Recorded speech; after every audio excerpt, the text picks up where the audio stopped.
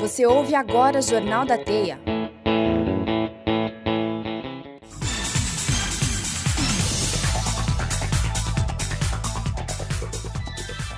Você está escutando o Jornal da Teia com as reportagens especiais feitas por nós, alunos do segundo período de jornalismo. São 10 horas e 2 minutos da manhã, fazem 20 graus com céu aberto em Curitiba. Eu sou Fabiano Rossi Júnior. Eu sou Jéssica Erlain e você vai escutar hoje no Jornal da Teia... Sucesso do filme Duna nos cinemas. Temporada de 2021 do Curitiba. A temporada da Fórmula 1 na visão dos torcedores. Duna conquistou a preferência do público na estreia. Reportagem especial por Lua Pinali, Jéssica Erlain e Maria Eduarda Matti. A indústria cinematográfica e os criadores têm disputado entre si quem traz a maior bilheteria, pois todos querem ser lembrados por terem criado um clássico que irá atravessar gerações. Mas quem são esses campeões? A lista com o top 5 filmes que mais lucraram em 2021 é repleta de longas extremamente aguardadas pelo público. O primeiro lugar se destaca com Duna, de Denis Villeneuve, adaptação do livro de ficção científica de Frank Herbert. Com Timothée Chalamet e elenco de peso, o filme faturou 40,1 milhões em sua semana de estreia, sendo exibido em mais de 4 mil salas de cinema. O estudante de cinema, Eric Lamana, além de realçar a importância do filme para o gênero, faz uma breve comparação com a versão de 1984, dirigida por David Lynch. É um livro importantíssimo. É um livro monumental para a ficção científica, no geral. A ficção científica, como a gente conhece hoje, só é possível por causa de Duna.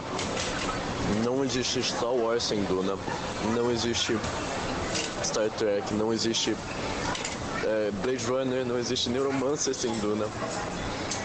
Não existe nenhuma ficção científica que a gente gosta sem Duna. Então uma adaptação dela para o cinema sempre foi algo que ia acontecer, mas sempre foi muito necessário acontecer de uma boa maneira. E sobre a adaptação de 1984 de Duna, do David Lynch, a gente pode dizer que esse filme é um ótimo exemplo, um excelente exemplo de o que não fazer num filme ou o que não fazer numa adaptação. Na verdade, a adaptação dele, ela é muito fraca.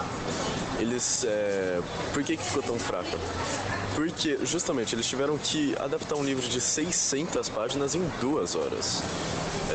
O estúdio não deixou nem... O David Lynch queria fazer um filme de pelo menos 3 horas e o estúdio não deixou. Num geral, é muito importante. Esse filme desse ano também é muito importante porque eu acredito que ele vai redefinir alguns padrões que a gente tem para ficção científica. Porque ele foi o melhor filme de ficção científica que a gente teve, talvez eu digo, nesse século. E então ele setou uma barra que vai ser difícil ser ultrapassada. E a gente talvez veja aí o resultado disso. Duna conta a história de Paul Atreides, interpretado por Timothée Chalamet. Um jovem talentoso e brilhante que nasceu com um destino grandioso, para além de sua própria compreensão, e precisa viajar ao planeta mais perigoso do universo para garantir o futuro de sua família e de seu povo. Enquanto forças malévolas levam a acirrada disputa pelo controle exclusivo do fornecimento do recurso mais precioso existente do planeta, capaz de liberar o maior potencial da humanidade, apenas aqueles que conseguem vencer seu medo vão sobreviver. As administradoras do portal Timothée Chalamet Brasil no Twitter, principal fonte de informações sobre o ator no país, nos contaram suas primeiras impressões ao ver Timothée como protagonista na trama. Minha experiência assistindo Duna foi uma das mais incríveis que eu pude presenciar. A atuação dele como Paul Atreides é ótima. Ele realmente deu uma excelente caracterização ao personagem e mal espero para vê-lo novamente na parte 2. Duna foi o primeiro filme que eu assisti do Timothée no cinema, embora eu acompanhe e seja fã dele desde o final de 2019, quando ele ainda não era tão conhecido aqui no Brasil. Então ver ele sendo a parte principal de um filme que quebrou recordes de bilheteria e que atualmente é o filme número 1 do mundo é surreal, já que Duna parece que está se tornando o ponto de virada da carreira dele. E eu fico muito orgulhosa por isso. Em relação às minhas expectativas sobre o filme, elas não eram tão altas, porque eu não conhecia o universo de Duna antes de ficar sabendo sobre o filme. E eu assisti ao filme sem ter lido o livro. Então, o que me fez criar uma expectativa foi ser fã do ator e saber que ele é um ator incrível, e ser fã do diretor, do Denis Villeneuve, e gostar dos filmes dele. Então, já sabia que iria ser um filme incrível, e realmente é. Como uma pessoa que é leiga no assunto de Duna, o filme é muito bom, ele é muito claro, tanto para as pessoas que já conhecem o universo, quanto para quem não conhece, que é o meu caso. É um filme para todos os públicos, é um filme muito bom, é um filme muito claro, eu entendi perfeitamente, e é isso. Em segundo lugar na lista aparece Halloween Kill, O Terror Continua, que registrou mais de 14,5 milhões, seguido por 007 Sem Tempo para Morrer, com 11,8 milhões. Por último se encontram Venom, Tempo de Carnificina e Rombo Gado. Ainda que 2021 tenha sido palco de grandes bilheterias, o final do ano promete mais surpresas com a estreia de Homem-Aranha Sem Volta para Casa. As expectativas para o longa são grandes e despertam muita curiosidade por parte do público, que promete lotar as salas de cinema. A digital influencer Fefa of the Galaxy, Marvete de Carteirinha, relatou suas expectativas para o novo filme. Homem-Aranha Sem Volta para Casa é, sem sombra de dúvidas, um sonho se tornando realidade. Quem cresceu acompanhando os filmes do herói nesses últimos anos sabe muito bem do que eu tô falando.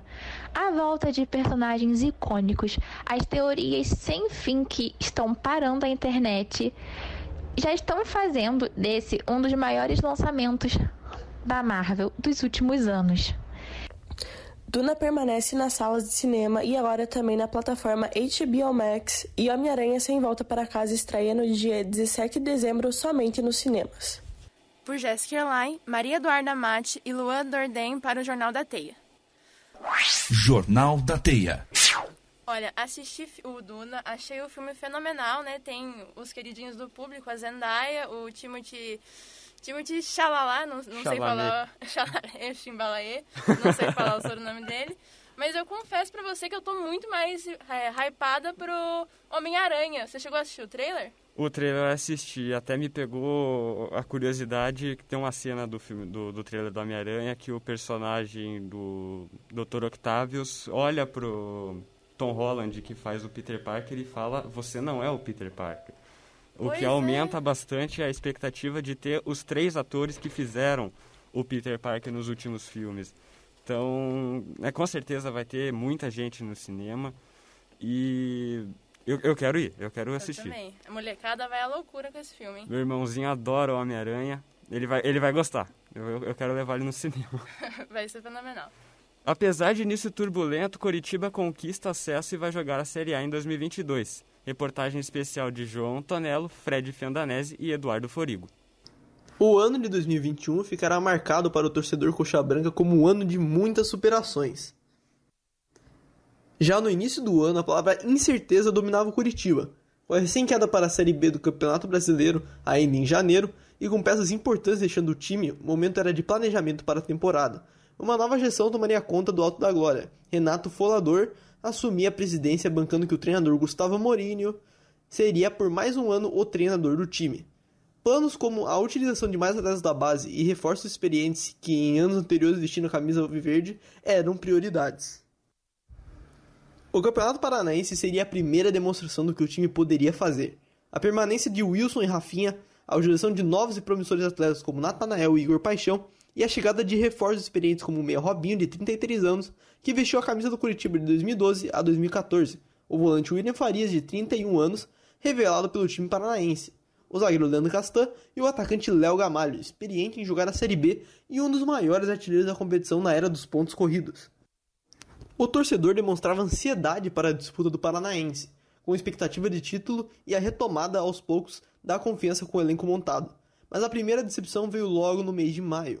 A precoce e inesperada eliminação do time ainda na primeira fase, ficando em 9º lugar, posição insuficiente para avançar para o mata-mata da competição. O então presidente Renato Folador comentou a queda precoce no Paranaense e falou que, apesar dos resultados, o planejamento não seria mudado. Agora, as mudanças que nós fizemos foram mudanças muito radicais e que visam principalmente não se afastar 1 milímetro do planejamento estratégico. E nós estamos certos do caminho que nós estamos seguindo. Os frutos não começaram a aparecer, mas nós temos certeza de que ao longo do tempo vão aparecer. O Campeonato Paranaense era e sempre foi para nós um laboratório. Porque a partir do momento que você desmonta uma equipe e você monta uma equipe totalmente nova, nós precisávamos de rodagem, nós precisávamos de ritmo, precisávamos de partidas para que pudéssemos avaliar as contratações feitas e principalmente para ter um esquema tático definido. A campanha de 4 vitórias, 2 empates e 5 derrotas no Campeonato Paranaense abalou o torcedor para o início da Série B, muitas vezes dita como aquela que seria a Série B mais difícil da história. A chegada do zagueiro Henrique, muito experiente e também revelado pelo Curitiba, era uma tentativa de arrumar o setor defensivo. A eliminação estremeceu a confiança que o torcedor tinha em Morigno. A parte da torcida pedia sua saída antes do início da Série B, mas mais uma vez o presidente Renato Folador disse que o técnico paraguaio não sairia. No dia 29 de maio, pela estreia da segunda divisão, o Coxa vence o Avaí jogando no Couto Pereira e assim inicia a sua trajetória na competição. Após 4 rodadas com somente uma vitória, o time embala 5 vitórias consecutivas, e foi suficiente para fixar o Coritiba na segunda colocação. A última vitória de sequência foi contra o Remo por 2-1 no dia 2 de julho. O clima de felicidade pela boa campanha do time, no entanto, se transforma em um dia de tristeza e luto. No dia 3 de julho, a notícia de falecimento do presidente Renato Folador, aos seus 67 anos, vítima da Covid-19. Seu sucessor, Juarez Moraes e Silva, assumia a presidência. O clima de luto parecia ter tomado conta do time também. Nas 2 partidas seguintes, contra o Cruzeiro e Vasco, ocorreu 2 empates. Na 12ª rodada, o Coxa volta a vencer e renova a mente dos jogadores e torcedores. Após 4 rodadas, o time cola no então líder náutico, ambos com 30 pontos, e finalmente na 17ª rodada, o time paranaense se torna o líder da tabela. O Curitiba encerrou a primeira metade do campeonato na primeira posição com 36 pontos. A campanha de 10 vitórias e apenas 3 derrotas em 19 jogos foi um alívio para o torcedor. O segundo turno do campeonato do time também começa de maneira muito boa. Em 5 partidas disputadas, de 15 pontos possíveis, somaram 12. Em uma partida disputada pela 23ª rodada, o Curitiba aplicou uma goleada de 4-0 sobre o Brusque, em uma das melhores atuações do time no ano. Na rodada seguinte, a vitória em cima do Vila Nova fez o time abrir 8 pontos de diferença para o 5º colocado, posição que fazia o torcedor sonhar cada dia mais com o acesso e também com a possível conquista do tricampeonato da Série B. Com a boa fase do Curitiba, o torcedor Eduardo Ribeiro comentou seu otimismo para o futuro da equipe. Pelo fato de que o Curitiba tem um bom futebol, como já foi dito em diversos jogos, em diversas transmissões, todos falavam, o Curitiba tem um futebol de Série A. Porém, a partir da 27ª rodada, o sonho do título ficou abalado e a larga vantagem em relação ao primeiro time fora do G4 também. Em 8 jogos e 24 pontos possíveis, o Coxa somou somente 9, e a cada rodada que passava, viu o Botafogo se aproximar cada vez mais da primeira colocação. Foi então que na 34ª rodada, o Curitiba é derrotado pelo Náutico, e após 18 rodadas sendo líder da competição, o time carioca assume a ponta da tabela. Mas o título não passava de um bônus. O acesso para o retorno da elite do Brasileirão era o principal objetivo da temporada. O time da Glória tinha matematicamente mais de 99% de chance de subir para a primeira divisão. E isso finalmente aconteceu. No dia 14 de novembro, após a vitória de 2-1 sobre o Brasil de Pelotas em frente ao seu torcedor, o Curitiba dependia de só um detalhe para o retorno à Série A. E o detalhe veio no dia seguinte. O Brusque derrota o CRB e após o apito final, o grito de alívio e emoção toma conta dos alviverdes paranaenses. É oficial, o Curitiba está de volta à primeira divisão do futebol brasileiro. O título, infelizmente, não foi possível. A derrota para o CSA tirou a chance do Coxa ser campeão na segunda divisão.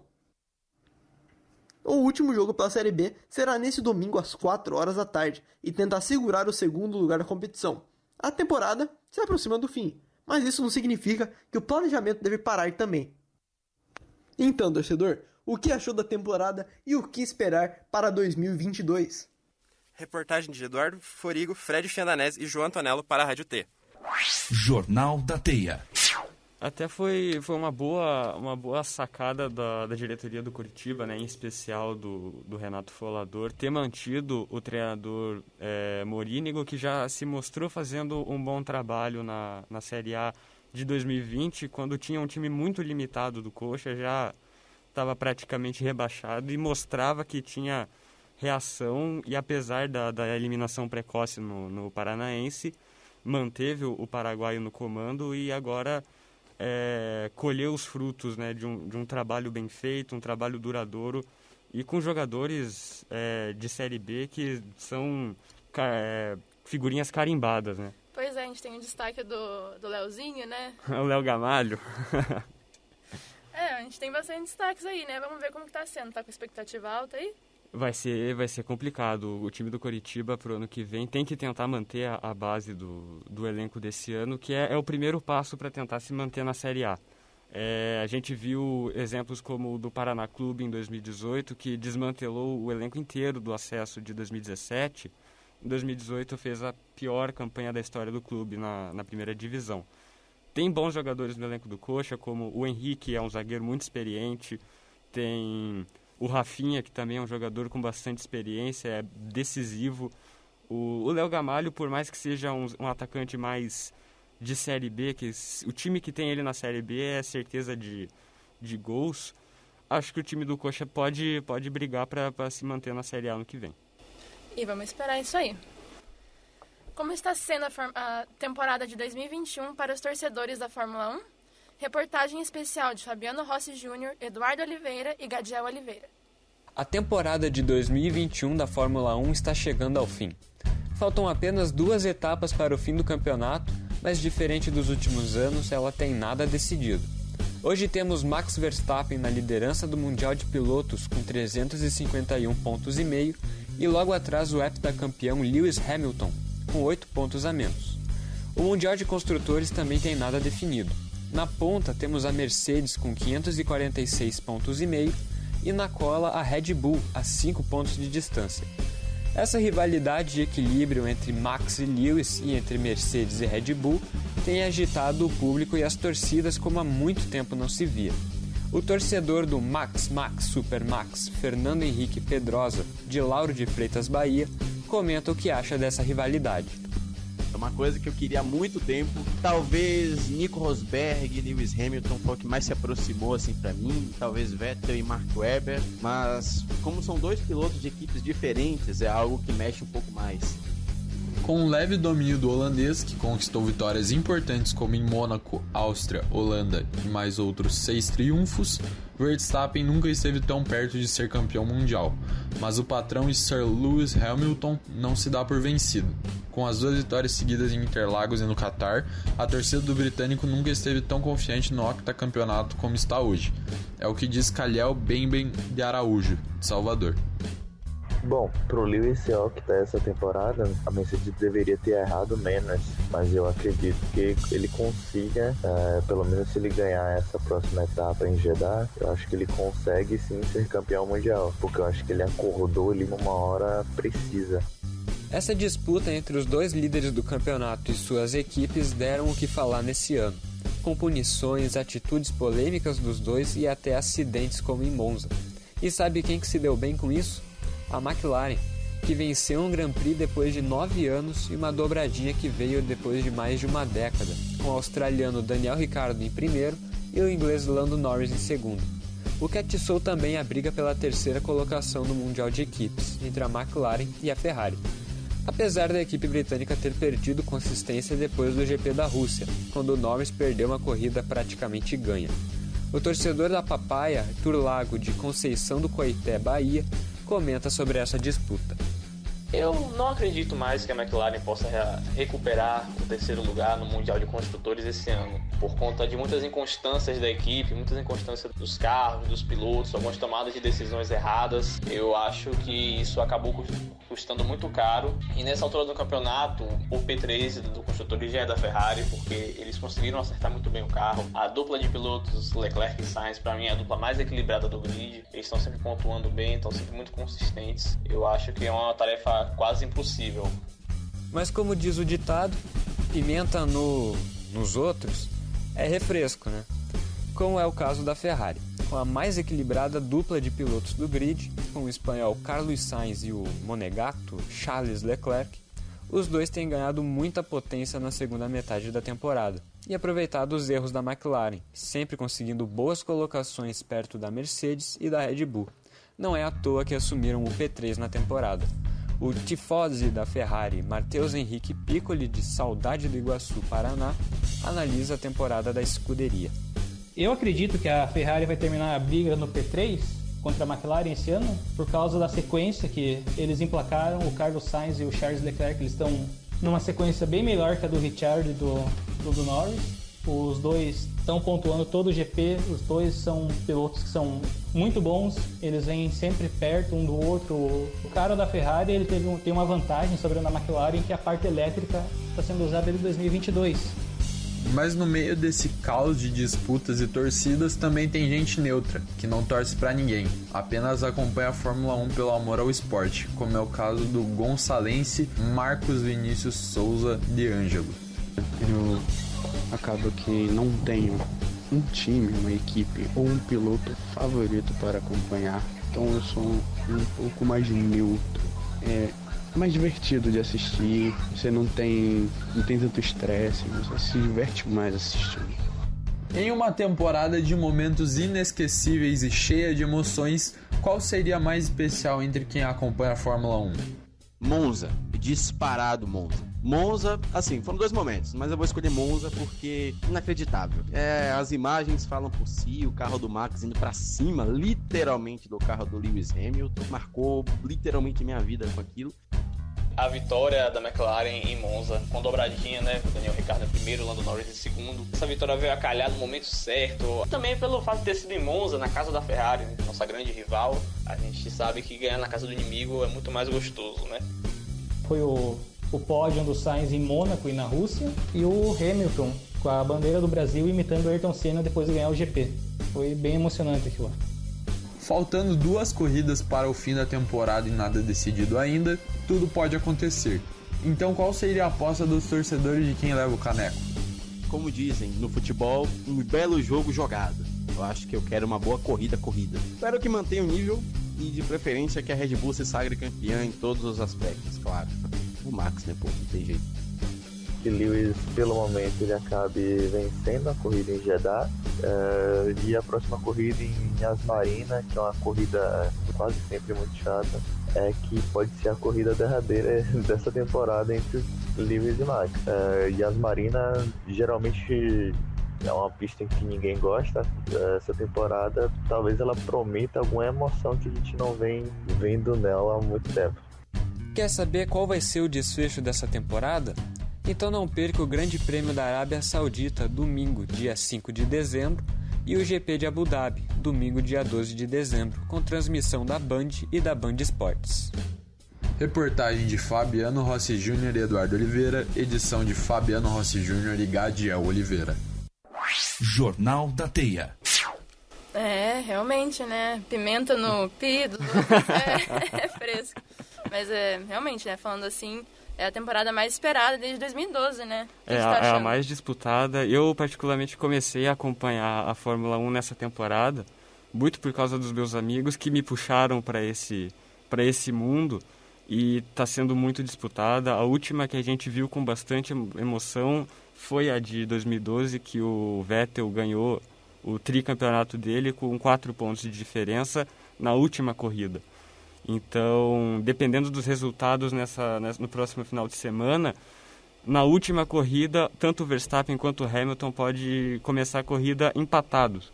É uma coisa muito difícil de acontecer na Fórmula 1, ainda mais nos últimos anos, com o Hamilton doutrinando na temporada.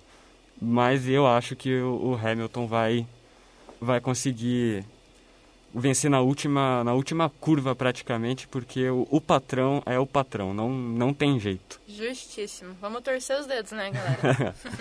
E assim encerramos mais uma edição do Jornal da Teia. Muito obrigado pela sua companhia.